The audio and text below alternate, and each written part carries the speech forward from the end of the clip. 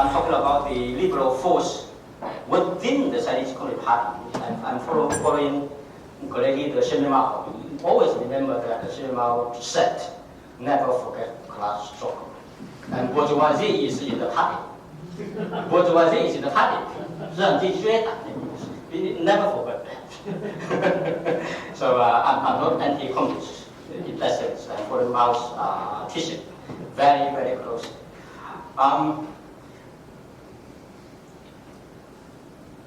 We very believe in the first and second part. I will concentrate on the last so far part of it. This actually is a theme of my previous paper on Democrats within Chinese Communist Party. I try to remind people that the Communist Party itself was a consequence or result of liberal thought movement. That's a new cultural movement during the medieval period. So it's at the top of that movement, you got the consequence. It's an unintentional consequence of Chinese liberal movement. But for that reason, the Communist Party itself was actually established by the liberals who convert themselves into communists. My framework to explain the entire Chinese modern history actually quite diverge from the mainstream. Somehow that's the party narrative somehow make people think that the current regime is a successor to feudalism or semi-feudal. But they deliberately eliminated the history of the Republic in China. We Chinese established the first democratic republic in Asia. And it was initially quite successful, was evident in terms of working parliament, multi-party competition, very, very active civil society, free press, independent judiciary order. But later it failed. Failed because of warlord, also mainly because of the foreign invasion. But the foreign invasion, the worst part of it, is the invasion from the north, from Russia, communist Russia.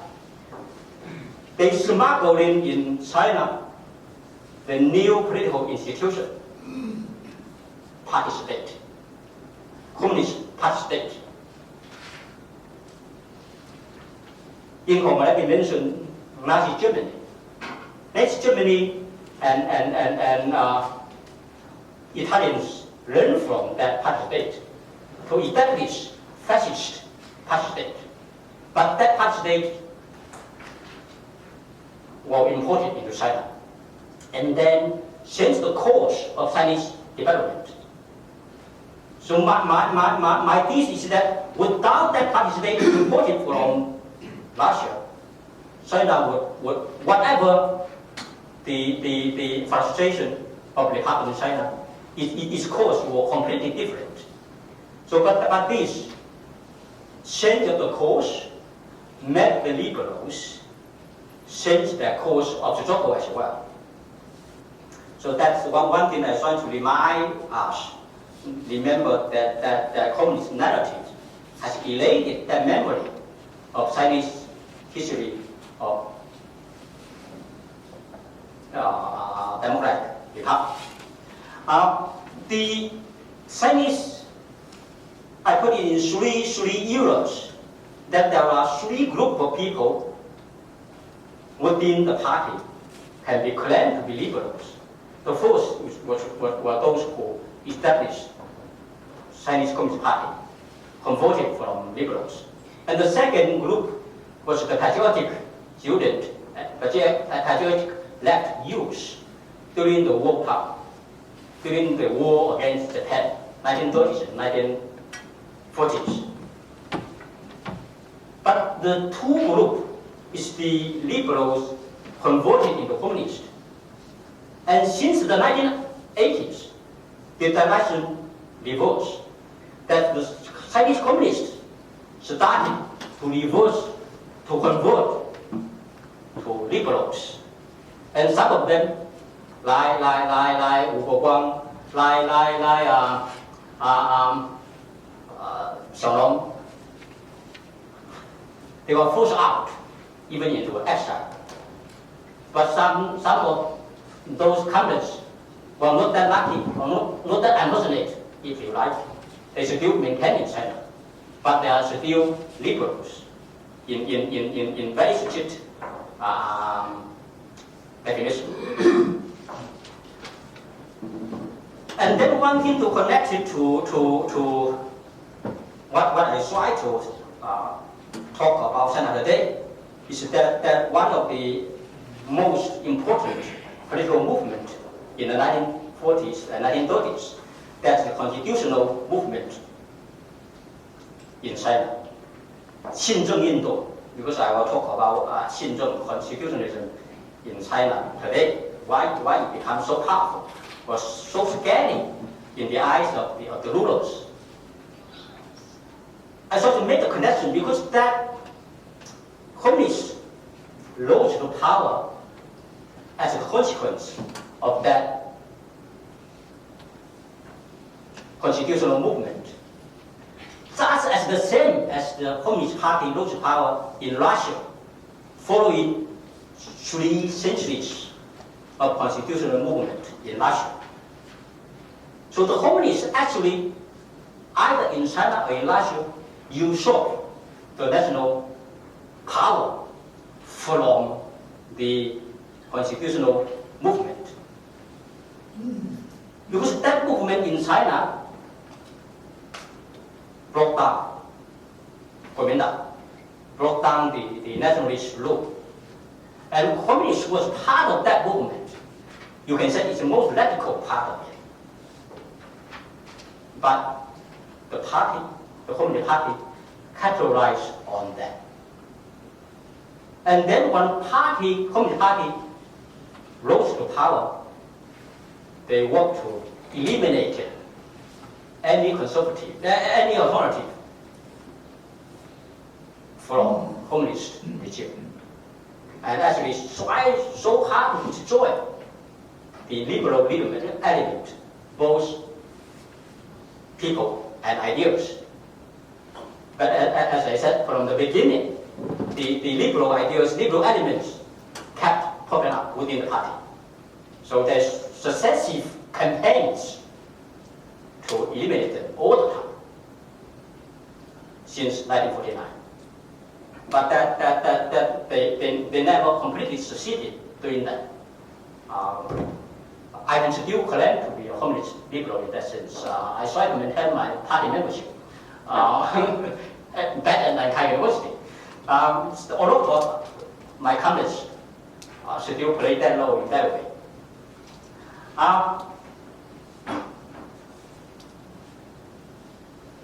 I'm very happy that some of my good friends here met last night and Shijian this morning all made use of the framework of totalitarianism. I insist all the time that if you want to understand contemporary China, you have to use that framework.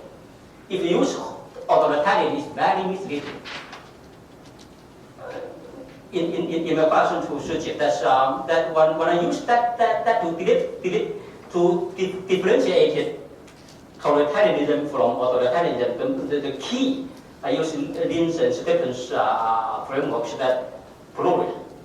Under totalitarianism, they eliminated all pluralism, social, economic, political, none. And then when it evolved into post-totalitarianism, due to the relaxation, due to the decay of controlling power, they allow social and economic pluralism to emerge. But they maintain complete control of political sphere. So no political pluralism. And then in terms of authoritarianism, they got pluralism in all spheres, political, economic, and social. So that pluralism is the key pattern to differentiate it between all these different regimes.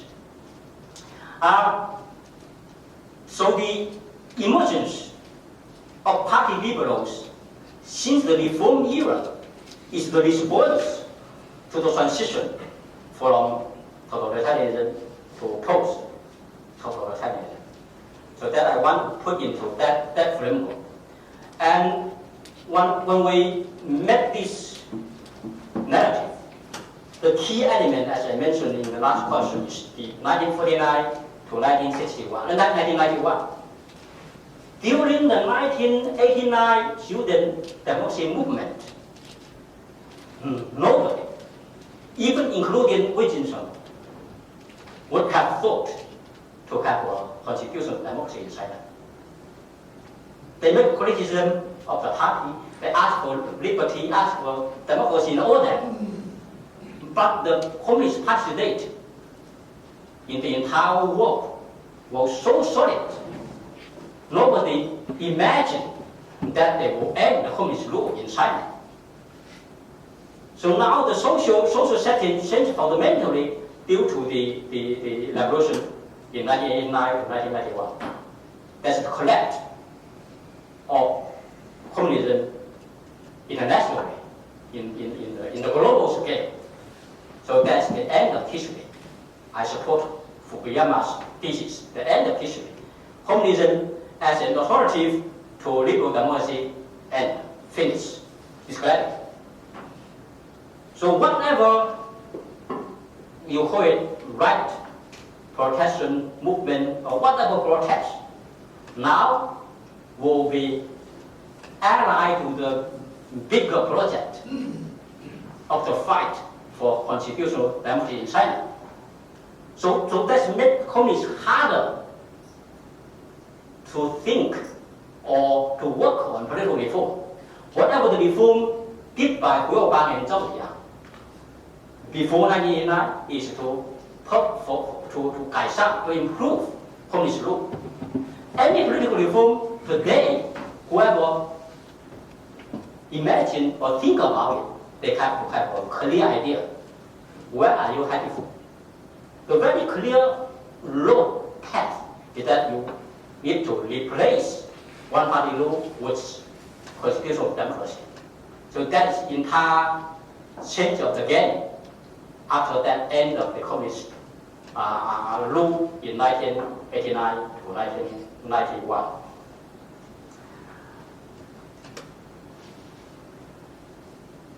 So now, current debate on Chinese constitutionalism this year, in May and August, very, very fresh. The current round of debate, you have the anti-constitutional camp, and then you have the pro-constitutional camp. But the pro-constitutionalism camp, there were three schools within it. One is the liberal constitutionalism, is standard democracy liberals within or outside the system itself.